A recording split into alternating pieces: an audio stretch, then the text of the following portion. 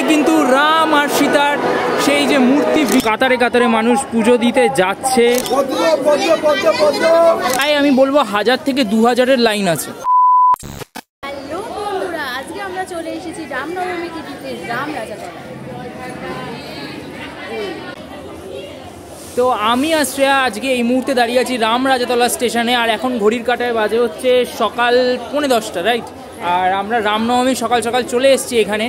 তো বেসিক্যালি এখানে অ্যাটমসফিয়ারটা স্টেশনেই কিন্তু বেশ জাঁকজমক, মানে দেখতে পাচ্ছ যে কত লোক কিন্তু মানে লাল পাড় সাদা শাড়ি পরে একদম পুজোর জন্য রেডি। তো চলো আজকে গোটা দিনটা এই রাম রাজাতলায় কী হয় সেটা তোমাদের সাথে শেয়ার করবো এবং আমরা নিজেরাও এক্সপিরিয়েন্স করবো, কারণ আমাদেরও ফার্স্ট টাইম। সো প্ল্যাটফর্মের ওপর থেকে তোমাদের দেখাই এই যে প্রচুর মানুষ কিন্তু এই যে একদম কেউ পুজো দিয়ে আসছে, তো কেউ এই যে কাতারে কাতারে মানুষ পুজো দিতে যাচ্ছে, ঠিক আছে? তো একটা মানে বেশ জাঁকজমকপূর্ণ কিন্তু পরিবেশ। তো রাম রাজাতলা থেকে আমি সৌভিক অ্যান্ড উই আর উপরে কিন্তু সব পুজোর সাজ সরঞ্জাম পাওয়া যাচ্ছে এবং মানুষজন কিন্তু পুজো দেওয়ার জন্য আর কি ছুট লেগেছে। একদম একদম পুজো করার যে সমস্ত প্রয়োজনীয় পসরা সেই সব নিয়ে বসে পড়েছে আর কি। মিষ্টি ফল, পদ্ম ফুলটা খুবই দেখতে পাচ্ছি আমি, যে পদ্ম ফুল দেওয়া হয় তার মানে। হ্যাঁ হ্যাঁ, গয়নাও রয়েছে ঠাকুরকে দেওয়ার জন্য। তো বেসিক্যালি বেশ জাঁকজমকপূর্ণ একটা পরিবেশ কিন্তু স্টেশন থেকেই ফিল করতে পারছি, তাই না?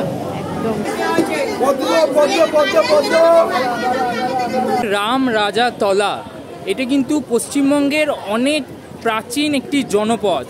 এই রাম রাজাতলায় রামের বারোয়ারি পুজো নিয়ে একটা বিশাল ইতিহাস রয়েছে। সেই ইতিহাসটা আজকে তোমাদের সাথে যেতে যেতে শেয়ার করব, সাথে কয়েকটা কথা বলবো। সেটা হচ্ছে যে বাংলার বুকে এই যে রাম মূর্তি তোমরা দেখতে পাচ্ছ, এ কিন্তু সুপ্রাচীন শুধু নয়, জনপ্রিয়ও বটে। কিন্তু হয়তো বাংলার বিভিন্ন প্রান্তে সেই উৎসবের আমেজ হয়তো পৌঁছে ওঠে না, তাই জন্যই টিম বেঙ্গা ব্লগার্স এখানে হাজির হয়েছে যে এই ইতিহাসকে তোমাদের সামনে তুলে ধরতে। তো পুরো ভিডিওটা আমাদের সাথে থাকো, স্কিপ করো না, এবং সারা ভারতের সাথে এই রাম রাজাতলার যে রামের পুজো তা কতটা ভিন্ন এবং কতটা অন্যরকম সেইটা দেখতে আমাদের সাথে থাকতে হবে তোমাদের। এই রাম রাজাতলা মন্দির বা এই যে রামকে বারোয়ারি রূপে পুজো করা, এই পুজো কিন্তু আজ থেকে 300 বছর আগে শুরু হয়। প্রায় 3 শতাব্দী ধরে কিন্তু এই উৎসব এখানে চলছে। মানে এই যে জনপদ বা এই অঞ্চলে 300 বছর আগে সরস্বতী পুজো খুব জনপ্রিয় ছিল। মানে তারও 300 বছর আগের থেকে এই গ্রামের মানুষ সরস্বতী পুজো করে থাকে। সরস্বতী পুজো প্রাচীনত্ব এখানে এতটাই। তো এই অঞ্চলেরই এক জমিদার অযোধ্যা রাম চৌধুরী, উনি স্বপ্নাদেশ পান রামের, এবং তারপর উনি সিদ্ধান্ত নেন যে এইখানে রামনবমীতে রাম পুজো করার। কিন্তু যেটা হয়, এই অঞ্চলের যারা গোড়া মানুষজন ছিলেন তারা সেই বিষয়ে বাদ সাধে, কারণ তারা বলেন যে এইখানে সরস্বতী পুজো হয়, রামের পুজো নয়।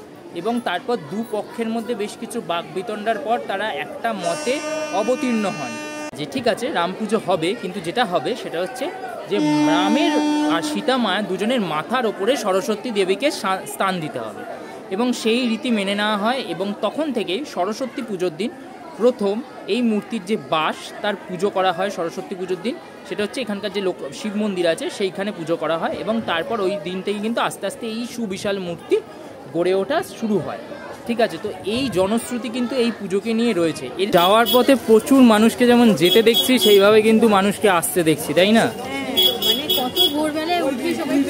সবাই পুজো দিতে এসছে, সেটাই দেখতে পাচ্ছি আর কি। মিষ্টির দোকানগুলোতেও কিন্তু যে লোকালিটিতে মিষ্টির দোকানগুলো আছে সেগুলোতে প্রচণ্ড ভিড় রয়েছে। ওখান থেকে কিন্তু পুজোর লাইন, ওরে বাপরে, খুব বিশাল লাইন শুরু হয়ে গেছে পুজো দেওয়ার। এই যে প্রচুর বড় লাইন। অনেকেই মনে করে যে রামনবমী হয়তো বাংলার খুব একটা জনপ্রিয় উৎসব নয়, কিন্তু এইখানে এলে কিন্তু সেই অনুভূতিটা একদমই হারিয়ে যাবে। স্টেশন থেকে মন্দিরটা দূরত্ব 650 মিটারের মতো, এবং তার যে লাইনটা পড়েছে সেটা প্রায় আমি বলবো 1000 থেকে 2000-এর লাইন আছে মোটামুটি। পুরো রাস্তাটা জুড়ে, মানে স্টেশন থেকে শুরু করে একদম মন্দির পর্যন্ত। রাস্তা দেখে বুঝতে হবে মন্দির কোথায়, আলাদা করে চিনতে হবে না। আমরা কিন্তু অলমোস্ট এবার মন্দিরের কাছে চলে এসেছি, এবং লাইন কিন্তু তত ঘন হচ্ছে আর কি যত বেশি মন্দিরের কাছে আমরা পৌঁছচ্ছি, তাই তো? এবং রাস্তার দুধারে এরকম মানে জিনিসপত্র কেনাকাটারও পসরা বসে গেছে আর কি। মানে এটাই তো একটা উৎসবের আমেজ না, উৎসবের সাথে সাথে কিন্তু বহু জিনিসপত্রেরও একটা মানে কেনাকাটা, একটা মেলবন্ধন, একটা সামাজিক বন্ধন তৈরি হয় একদম। আমরা কিন্তু একদম মন্দিরের ভেতরে এই মুহূর্তে প্রায় চলে এসেছি। এই যে এই বাজারের মধ্যে কিন্তু মন্দির, এবং এই যে এরকম কাতারে কাতারে মানুষ কিন্তু ঢল নেমেছে যাকে বলা যায়, এবং সকলে নিজের মনস্কামনা পূর্ণ হেতু এখানে কিন্তু পুজো দিতে আসছে। তো এই মুহূর্তে কিন্তু আমরা প্রবেশ করতে চলেছি এই একদম রাম রাজাতলার যে মূল মন্দির, সেই মন্দিরের ভেতরে, এবং এখানে কিন্তু প্রচুর মানুষের ঢল রয়েছে যাকে বলা যায়, প্রচুর মানুষের ঢল রয়েছে। এই যে আর ওই দূরে কিন্তু রাম আর সীতার সেই যে মূর্তি, বিশাল মূর্তি, শুধুমাত্র রাম সীতা নয়, আরও অনেক দেবদেবী রয়েছে, সবটা তোমাদের সাথে শেয়ার করব। আমরা পৌঁছে গেছি কিন্তু একদম রাম রাজাতলা, এবং এই মুহূর্তে আমরা দাঁড়িয়ে আছি সেই বিখ্যাত রাম মূর্তির সামনে, যার বয়স 300রও বেশি। তো চলো গিয়ে দেখাই তোমাদেরকে এই পুরো মূর্তি এবং তার সম্পূর্ণ দৃশ্য অবয়ব। অনেকেই হয়তো ভাবছো যে শুধু রাম সীতাই তো থাকলে হতো, কেন এত দেবদেবী কারা? তো তোমাদের বলে রাখি, এখানে 26টা দেবদেবী আছে। ভারতবর্ষের বিভিন্ন প্রান্তে যে রাম মূর্তির তোমরা পুজো হতে দেখো, সেটা হচ্ছে রামের বনবাসের সময়, মানে রাম লক্ষ্মণ সীতা সেই বনবাসের সময়ের যে মূর্তি তার পুজো করা হয়। এবং রিসেন্টলি অযোধ্যায় প্রতিষ্ঠিত হয়েছে যে রাম মন্দির, সেই রাম মন্দিরে কিন্তু যে রামের মূর্তি সেটি তার বালক বয়সের, অর্থাৎ রাম লাল্লার মূর্তি। কিন্তু এইখানে যে তোমরা রাম মূর্তি দেখতে পাচ্ছ, এটা হচ্ছে রাম শ্রীলঙ্কা মানে লঙ্কা বিজয় করে আসার পর তার রাজসভার যে চিত্র, সেইটাই কিন্তু এখানে পূজিত হয়। তো তাই জন্য এখানে এত দেবদেবী। তো কারা কারা রয়েছে এখানে, প্রথমেই তোমাদের ইতিহাস বলার সময় বলেছিলাম যে এখানে সরস্বতী পুজো বিখ্যাত, এবং এখানের সবাই চেয়েছিল যে মা সরস্বতী রাম আর সীতার ওপরে থাকুক। তাই রাম আর সীতার মূর্তির ওপরে তোমরা যেটা দেখতে পাচ্ছ, সেখানে কিন্তু রয়েছে হচ্ছে সরস্বতীর 5টা মূর্তি, তার সাথে রয়েছে মা জগদ্ধাত্রীর 2টো মূর্তি, এছাড়া রাম সীতার সাথে লক্ষ্মণ রয়েছে একদিকে, এবং আরেকদিকে দেবাদিদেব মহাদেব রয়েছেন। আর তার এই পাশে লক্ষ্মণ শত্রুঘ্ন সহ বিভীষণ, হনুমান, জাম্বুবান প্রত্যেকে রয়েছে। তো এইভাবে 26 জনের সমন্বয়ে এই বিশাল মূর্তি কিন্তু তোমরা এখানে দেখতে পাচ্ছ। বলা যায় যে রামায়ণের যে চিত্র সেটাই এখানে অ্যাকচুয়ালি রাজসভার যে চিত্রটা, একদম প্রথম দিনের যে রাজসভার চিত্র, সেটাই কিন্তু এখানে ফুটে উঠেছে। কত মানুষের আবেগ, ভালোবাসা, শ্রদ্ধা কিন্তু জড়িয়ে আছে এই রাম মূর্তির সাথে। কাতারে কাতারে মানুষজন কিন্তু মাথার ওপর ঝুড়ি নিয়ে একবারে ভগবানকে পুজো দেওয়ার উদ্দেশ্যে দৌড়ে ছুটে চলে আসছে। সাথে সাথে এটাও দেখতে পাচ্ছি যে বহু মানুষ আছেন যারা দণ্ডি পর্যন্ত কাটছেন, আর তার সাথে প্রশাসন কিন্তু একদম তালে তাল মিলিয়ে পরিশ্রম করছে যাকে বলা যায়, তাই না? তারা এখানে রয়েছে, এবং মানুষের এবং যে এই লাইন বা এই সুবিশাল সমাগম তা কিন্তু রাত 3টে-4টে থেকে শুরু হয়ে গেছে। তো সেটাকে সামালও কিন্তু প্রশাসন দিচ্ছে সেটা। আর অবশ্যই আমাদের মানে ব্লগিং করতে অনেক বেশি সুবিধা হয়েছে, তার জন্য অবশ্যই ওখানে উপস্থিত পুলিশ কর্মীদের অসংখ্য ধন্যবাদ যে গাইড করেছে, অসুবিধা না হয়, এবং আমাদের সেই সাহায্যটুকুও কিন্তু ওনারা করলে। মন্দিরের কিন্তু এক পাশে এই মূল যে রামের মূর্তি, তার পাশে কিন্তু তোমরা একটা বজরংবলী মন্দির দেখতে পাচ্ছ, আর ঠিক তার অপর প্রান্তে আরেকটা যে এইদিকে মন্দির রয়েছে, এখানে তোমরা কিন্তু রামের যে বামন অবতার সেইটা কিন্তু এইখানে রয়েছে, এবং এইখানে এইটা ফুটিয়ে তোলা হয়েছে।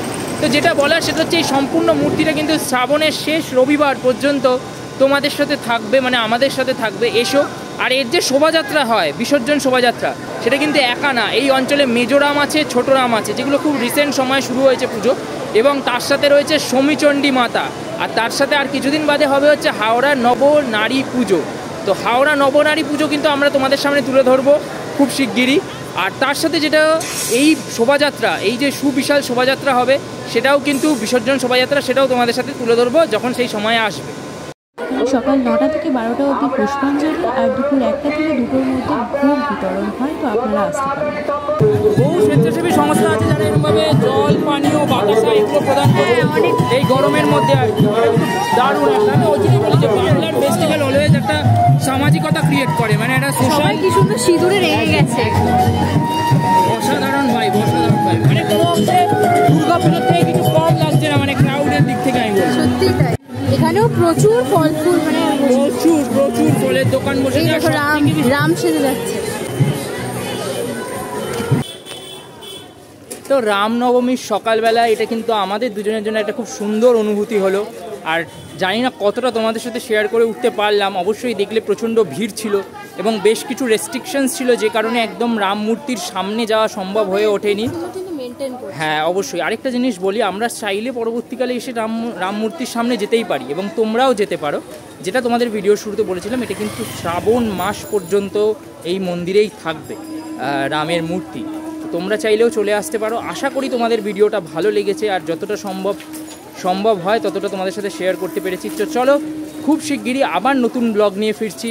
আর এগেইন যাওয়ার আগে সকলকে রামনবমীর অনেক শুভেচ্ছা। হ্যাঁ, আমাদের ভালোবাসা আর আশীর্বাদ দেওয়ার জন্য অবশ্যই চ্যানেলটাকে সাবস্ক্রাইব করে দিও। টাটা। বেড়াচাপার বাসন্তী পুজো পরিক্রমা দেখতে বাঁদিকের ভিডিওতে, আর নলপুরের বাসন্তী পুজো পরিক্রমা দেখতে ডান দিকের ভিডিওতে ক্লিক করুন।